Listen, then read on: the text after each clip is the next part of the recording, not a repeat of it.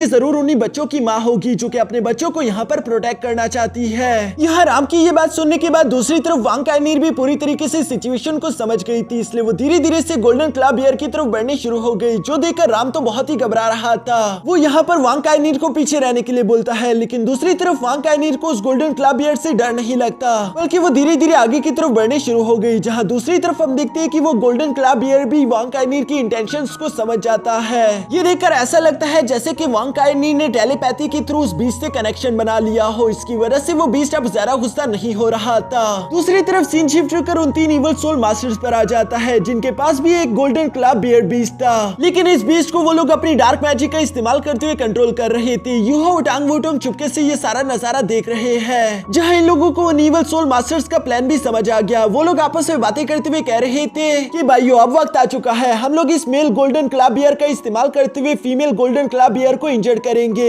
जब इन दोनों बीस्ट के दरमियान फाइट चल रही होगी तो हम लोग मौके का फायदा उठाकर उसके बच्चों को चुरा लेंगे। और जैसा कि हम जानते हैं कि उस गोल्डन क्लब बियर ने अभी कुछ दिन पहले ही अपने बच्चों को जन्म दिया है, इसलिए वो काफी ज्यादा वीक होगी, जिसकी वजह से हम उस बीस्ट को भी हराकर अपना बंदी बना लेंगे। लेकिन सबसे ज्यादा काम के तो उसके छोटे से बच्चे होंगे, क्योंकि ये बच्चे अभी बहुत ही छोटे हैं, तो इसलिए हम इन्हें अच्छे से ट्रेन कर सकते हैं। एक बार ये बड़े हो जाए उसके बाद ये पूरी तरीके से किलिंग मशीन बन जाएंगे। हम इन गोल्डन क्लब बियर बीस्ट का इस्तेमाल करते हुए शहरों पर हमला करते हुए बड़ी से बड़ी तबाही मचा सकेंगे। टांग वुटोंग को तो यहाँ इनका ये प्लान सुनकर बहुत ही ज्यादा गुस्सा आ रहा था। वो गुस्सा होते हुए कहती है कि ये लोग बहुत बड़े कमीने हैं। पहले इन तीनों ने मिलकर मेल गोल्डन क्लब बियर को जान से मार डाला, अब ये लोग उसका इस्तेमाल करते हुए फीमेल गोल्डन क्लब बियर को इंजर्ड करेंगे। साथ ही साथ ये लोग उसके बच्चे को भी चुराने वाले हैं, जो कि हम नहीं होने देंगे। यूहो भी उसकी बात सुनकर जवाब देते हुए बोलता है कि हाँ तुमने सही कहा, और वैसे मुझे लगता है कि कल रात जो हम पर ब्लड थर्स्टी बैबून का हमला हुआ था उसका रीजन भी यही तीनों इवल सोल मास्टर्स होंगे, जिनसे घबराकर रात को ही वो बैबून्स अपने सफर पर निकल चुके थे और उनका सामना हमसे हो गया।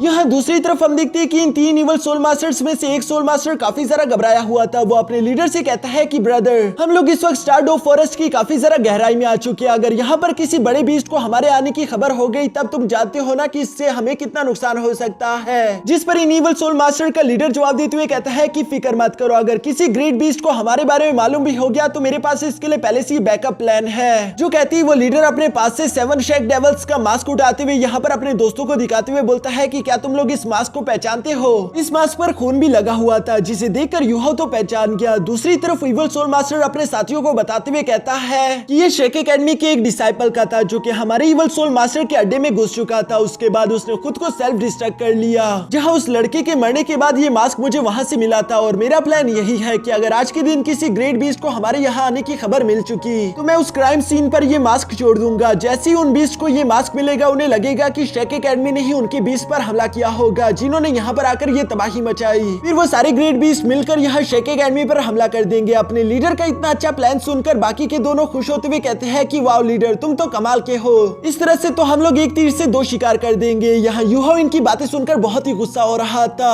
उसे अपने दोस्तों की वो बुरी हालत और वो कुर्बानियां याद आ गई थी, इसलिए वो गुस्सा होते हुए टांग वुटोंग से कहता है कि मेरी मदद करो, मैं इन तीनों कमीनों को सिर्फ एक ही हमले में जान से मार देना चाहता हूँ। जो सुनकर टांग वुटोंग बिल्कुल ऐसे ही करती है। उसने यूहो के साथ अपनी एनर्जी शेयर करना शुरू कर दी थी, जबकि दूसरी तरफ यूहो भी अपने level 7 customized soul gardens cannon Thor wrath को बाहर निकाल लेता है, जिसके इस्तेमाल करते हुए यूहो ने एक बहुत ही ज्यादा पावरफुल थंडर अटैक उन 3 इवल सोल मास्टर्स पर चल दिया। इसका काउंटर इफेक्ट इतना ज्यादा खतरनाक था कि यूहो और टांग वुटोंग भी पीछे की तरफ धकेले गए। पर दूसरी तरफ हम देखते हैं कि उन तीनों इवल सोल मास्टर्स को तो कुछ भी नहीं हुआ था, बल्कि उनके नेदर वर्ल्ड के स्नेक ने उन्हें पूरी तरीके से प्रोटेक्ट कर लिया था, जिसकी वजह से उन तीनों इवल सोल मास्टर्स की जान नहीं गई, बल्कि वो थोड़ी बहुत इंजर्ड हो चुके थे। जो देखकर यूहो को भी अपनी आंखों पर यकीन नहीं आ रहा था। वो हैरान होते हुए कहता है कि मेरे लेवल 7 के थोर रैथ अटैक को इस नेदर वर्ल्ड के स्नेक ने इतनी आसानी के साथ ब्लॉक कर लिया। मानना पड़ेगा कि ये बीस्ट वाकई में कमाल का है। दूसरी तरफ हम देखते हैं कि उन तीनों इवल सोल मास्टर्स ने भी ढूंढना शुरू कर दिया था कि आखिर इन पर हमला किसने किया।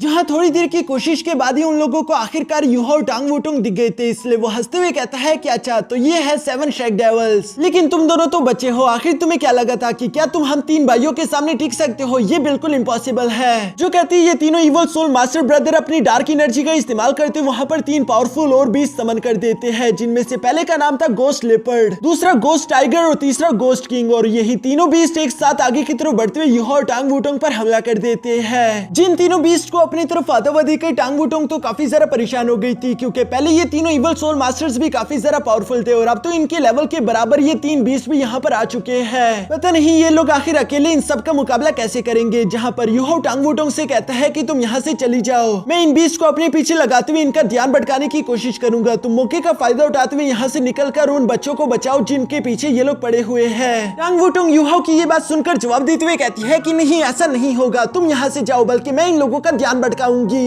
यहाँ ये दोनों ही एक दूसरे के लिए कुर्बानी देने के लिए तैयार थे, जो देखकर उन इवल सोल मास्टर्स को तो इन पर हंसी आ रही थी। पर तभी अचानक हम देखते हैं कि वही मदर गोल्डन क्लॉ बियर तेजी के साथ पीछे से भागते हुए यहाँ पर पहुंच गई थी, जिसका एनर्जी प्रेशर बहुत ही ज्यादा खतरनाक था। जिस बीस्ट के कंधे पर वांग काइनीर भी सवार थी और हमें जानने को मिलता है कि वांग काइनीर ही इस बीस्ट को अपनी मदद करने के लिए यहाँ पर बुला कर लाई है। यहाँ दूसरी तरफ इवल सोल मास्टर वांग काइनीर को देखकर सवाल करते हुए कहता है कि बच्ची आखिर तुम कौन हो, जिस पर वांग काइनीर अपने स्फीयर को उस पर तानते हुए कहती है कि वही बच्ची जो आज तुम्हारी जान लेगी। जो सुनकर उस इवल लीडर को तो काफी ज्यादा गुस्सा आ गया था। वो वांग काइनीर से कहता है कि तुम अभी एक बच्ची हो और बच्ची को बड़ों के साथ बदतमीजी नहीं करनी चाहिए। जो कहते साथ ही वो अपने गोस्ट लेपर्ड को तेजी के साथ आगे की तरफ भेजते हुए यहाँ गोल्डन क्लॉ बियर्ड पर अटैक करवाना शुरू हो चुका, जहाँ पर हम देखते हैं कि उस लेपर्ड की रफ्तार बहुत ही तेज थी, जिसकी वजह से गोल्डन क्लॉ बियर्ड का कोई भी अटैक उस गोस्ट लेपर्ड को हिट नहीं कर पा रहा था और वो तेजी के साथ अपने पंजों से उससे इंजर्ड करता ही जा रहा है। लेकिन दूसरी तरफ गोल्डन क्लॉ बियर्ड के कंधे पर वांग काइनीर भी मौजूद थी, जहाँ पर हम देखते हैं कि वो गोस्ट लेपर्ड उस पर भी हमला करने की कोशिश करता है। फिर दूसरी तरफ वांग काइनीर का रिएक्शन टाइम भी काफी ज्यादा फास्ट था, जहाँ पर वो अपने स्पेयर का इस्तेमाल करते हुए गोस्ट लेपर्ड पर हमला कर देती है। वांग काइनीर के स्पेयर अटैक की वजह से हम देखते हैं कि वो लेपर्ड तकड़ाकर फौरन जमीन से जा लगा, जिस मौके का फायदा उठाकर गोल्डन क्लॉ बियर्ड ने भी तेजी के साथ हमला करते हुए यहाँ पर इस गोस्ट लेपर्ड की कहानी खत्म कर दी। जहाँ गोस्ट लेपर्ड को जान से मारने की वजह से दूसरी तरफ हम देखते हैं कि उस इवल लीडर को भी काफी ज्यादा इंटरनल इंजरीज हो गई, क्योंकि असल में इवल लीडर ने अपनी सोल का इस्तेमाल करते हुए इस गोस्ट लेपर्ड को ताकतवर किया था। यूहाओ यहाँ उस इवल सोल मास्टर की ऐसी कंडीशन देखकर समझ जाता है कि ये कोई नॉर्मल बीस्ट नहीं है, बल्कि इन बीस्ट को इन इवल सोल मास्टर ने अपनी सोल का इस्तेमाल करके ही पावरफुल किया होगा। इसलिए हम अगर इन बीस्ट को जान से मार डाले तो इन इवल सोल मास्टर्स को भी काफी ज्यादा इंजरीज होगी। जबकि दूसरी तरफ हम देखते हैं कि वो दोनों इवल सोल मास्टर अपने भाई को यूं इंजर्ड होता हुआ देखकर काफी ज्यादा गुस्से में आ चुके थे। इसलिए वो दोनों फैसला करते हैं कि हम दोनों मिलकर एक साथ ही हमला करते हुए पहले इस लड़की को निपटाएंगे। जो कहती है एक बार फिर से यहाँ पर फाइट शुरू हो जाती है। हम देखते हैं कि वो इवल सोल मास्टर किसी तरह के टेलीपोर्टेशन पोर्टल का इस्तेमाल भी कर रहे थे, जहाँ पर सबसे पहले उन्होंने अपने गोस्ट लाइन और गोस्ट टाइगर को तेजी के साथ वांग काइनीर पर हमला करने के लिए भेज दिया, जबकि वांग काइनीर का गोल्डन क्लॉ बियर्ड तेजी के साथ आगे की तरफ बढ़ते हुए इवल सोल मास्टर पर हमला कर देता है। वांग काइनीर बेचारी तो अपने स्पेयर का इस्तेमाल करती हुई उन दोनों बीस्ट का मुकाबला कर ही रही थी। तभी अचानक दूसरी तरफ हम देखते हैं कि उन दोनों इवल सोल मास्टर ने एक बार फिर से अपनी टेलीपोर्टेशन स्किल का इस्तेमाल करते हुए तेजी के साथ यहाँ वांग काइनीर पर ही हमला कर दिया, जो देखकर वांग काइनीर थोड़ी सी हैरान हो चुकी थी, क्योंकि वो इस सरप्राइज अटैक के लिए तैयार नहीं थी। लेकिन वो यहाँ पर अपने गोल्डन ड्रैगन एक्सप्लोजन टेक्निक का इस्तेमाल करती हुई उन दोनों इवल सोल मास्टर्स को पीछे हटा देती है। जिस एक्सप्लोजन ब्लास्ट के बाद वांग काइनीर देखती है कि वो तीनों इवल सोल मास्टर एक बार फिर से अपने पैरों पर खड़े हो चुके, साथ ही साथ उनके सोल स्पिरिट बीस्ट की तादाद भी काफी ज्यादा हो चुकी थी, जिनके साथ मिलकर वो एक साथी वांग काइनीर और गोल्डन क्लॉ बियर पर हमला बोल देते हैं। इसी वजह से वांग काइनीर को उनके साथ फाइट करने में काफी ज्यादा डिफिकल्टी आ रही थी। इवन की एक टाइम पर तो वांग काइनीर को उन दोनों का अटैक हिट होने ही वाला था, लेकिन लास्ट मोमेंट पर यूहाओ टांग वुटोंग ये देखकर तेजी के साथ वांग काइनीर को प्रोटेक्ट करने के लिए वहां पर पहुंच गए, जो देखकर वांग काइनीर को तो काफी ज्यादा अच्छा फील हुआ। दूसरी तरफ यूहाओ वांग काइनीर से कहता है कि फिक्र मत करो, हम तुम्हारे साथ हैं, हमें कुछ भी करके पहले इन तीनों इवल सोल मास्टर्स के उन सोल बीस्ट पर हमला करना होगा। एक बार वो खत्म हो जाए उसके बाद ये तीनों सोल कल्टिवेटर काफी ज्यादा कमजोर हो जाएंगे। वांग काइनीर यहाँ यूहाओ की ये बात सुनकर बिल्कुल ऐसा ही करती है। उसने अपने स्पेयर का इस्तेमाल करते हुए तेजी के साथ वहां पर मौजूद सोल बीस्ट पर अटैक करना शुरू कर दिया, जहां उसने अपने स्पेयर के एक पावरफुल अटैक से कई सारे बीस्ट को इंजर्ड कर दिया। इसकी वजह से वो तीन इवल सोल कल्टिवेटर भी परेशान हो गए थे। अब यहाँ इन तीनों को फाइट करने के लिए कुछ और प्लान्स की जरूरत पड़ेगी, जिसके साथ ही हमारा ये एपिसोड यहीं पर खत्म हो